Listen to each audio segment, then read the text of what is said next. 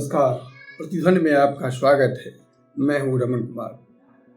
जब भी शिक्षा व्यवस्था की बात शुरू होती है, पहले यह बताने का प्रयास शुरू हो जाता है कि हमारी प्राचीन शिक्षा व्यवस्था कितनी उन्नत समृद्ध थी।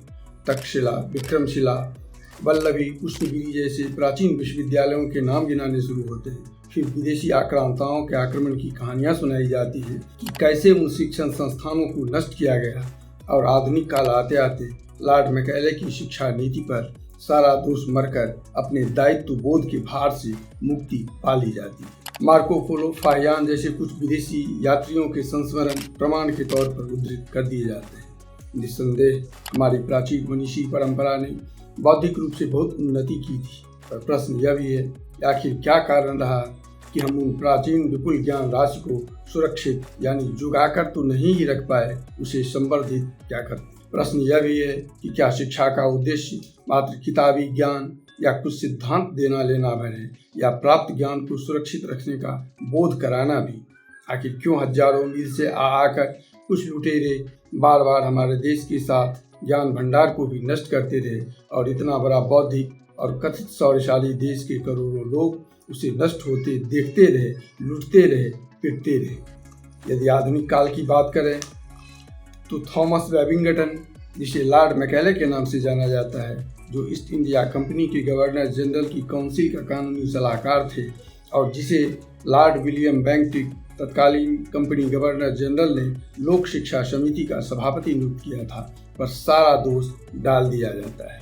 मैकेले ने 1834 में अपना काम शुरू किया और लगभग साल भर बाद 2 फरवरी 1835 को अपना प्रतिवेदन गवर्नर जनरल को सौंपा था, जिस प्रतिवेदन को अंग्रेजी शिक्षा नीति की नींव का पत्थर कहा जाता है।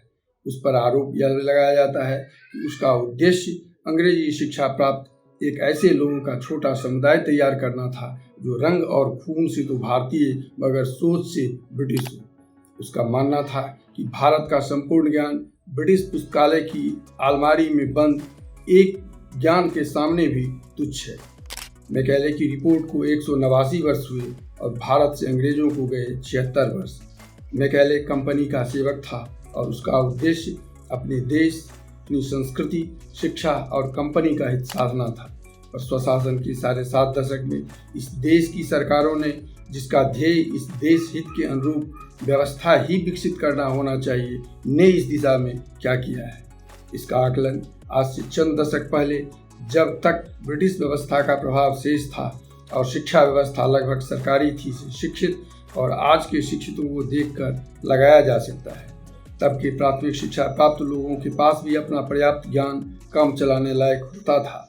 आज सरकारी शिक्षण संस्थानों के अधिकांश बच्चों की स्थिति, जिसका जिक्र पिछले अंक में किया गया है, से समझा जा सकता है। यानी कहें तो कह सकते हैं कि जानबूझकर सरकारी शिक्षण संस्थानों की स्थिति को पंगु, विकलांग शिक्षा देने वाले संस्थान या प्रमाण पत्र बांटने वाले संस्थानों के रूप में बना दिया गया है, ताकि निजी शिक्षण संस्थान या कहें तो शिक्षा की दुकानदारी फले फूले।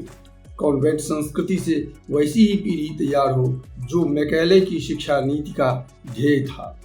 यानी मैकेले की नीति को और अधिक तेजी से गति बढ़ाने की नीति हमारी स्वशासनी सरकारों को भी नीत है। यदि निजीकरण ही निदान है तो निजी विश्वविद्यालय भी वैश्विक 100 की रैंकिंग में कहीं क्यों नहीं है।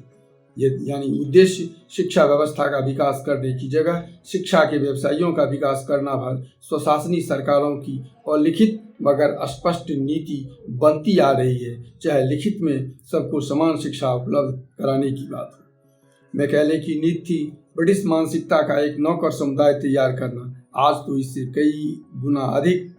क्या इसी नीति को और अधिक प्रश्रय नहीं दिया जा रहा? कॉन्वेंट में सीटें बिक रही हैं, मेडिकल इंजीनियरिंग कॉलेजों में सीटें बिक रही हैं, निजी विद्यालय tie, coat, pen, pencil, copy, किताब बेचने की दुकानें बनकर रह गई हैं।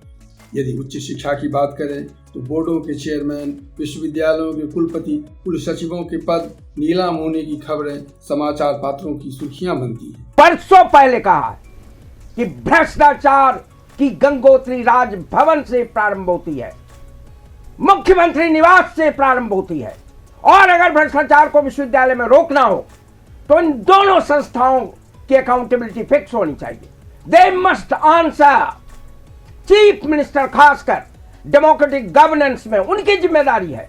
जनता ने उनको वोट दिया है और पार्टी के तौर पर जिस पार्टी के नुमाइंदा राज्यपाल के पद को सुशोभित करते रहे हैं और जिनके प्रतिनिधि राज्यपाल के रूप में रहे, उनको जवाब देना चाहिए। प्राय आरोप लगता है कि पैसे लेकर राजभवन में नियुक्ति होती है, मुख्यमंत्री को कंसल्ट किया जाता है। क्या पहले मुख्यमंत्री ने क्यों नहीं जांच की, क्यों नहीं राजभवन ने जांच की? और आज स्थिति यह है कि उच्च शिक्षा को ध्वस्त कर दिया और यह थिएटर ऑफ एब्सर्ड है अंग्रेजी में। मुख्यमंत्री राजभवन जानते हैं और शेयर तय होता है। और मैं आपको बताऊं, मैं नाम लेना उचित नहीं समझूंगा क्योंकि प्राइवेट में यहां के सीनियर ऑफिसर ने मुझे कहा कि उनका भी कोटा था। मुख्यमंत्री कोटा बांटते हैं। बिहार विधानसभा में ही एक सदस्य ने तो मुख्यमंत्री से ही कुलपति बहाली का रेट पूछ लिया था और पटना विश्वविद्यालय के पूर्व कुलपति प्रोफेसर रामजी सिंह ने तो बड़े सेमिनार में कह दिया था। आज यह कहने में शर्म आती है कि कभी मैं भी कुलपति था, क्योंकि सुनने वाला यही समझेगा कि कभी मैंने भी नीलामी से यह पद खरीदा था।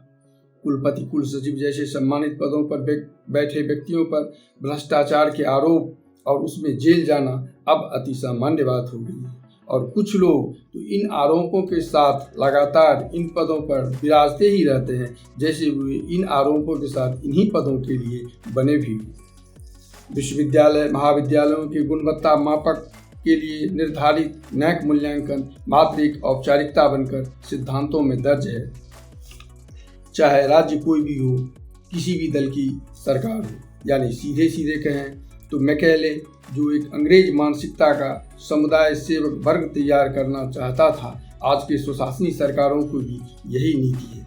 मंच से चाहे इमोशनल ब्लैकमेल करने के लिए जितने कुतर्क गढ़े जाएं, तो क्या इन व्यावसायिक संस्थानों से निकले बच्चे जिन्होंने पैसे के दम पर ही सब कुछ लेते देते देखा है और जिन्होंने पद को बिकते हुई संस्कृति यानी सरकारी संस्थानों में जिन्होंने इन आरोपों के बीच ही संस्कारित हुए हैं, उन बच्चों से और क्या अपेक्षा की जा सकती है? तो क्या इन विकलांग शिक्षा प्राप्त करने वाले बच्चों और विकलांग शिक्षा पद्धति के दम पर ही भारत विश्व गुरु बनेगा बगैर किसका? सोचिएगा जरूर। नमस्कार, मिलते हैं फिर अगले अंक में।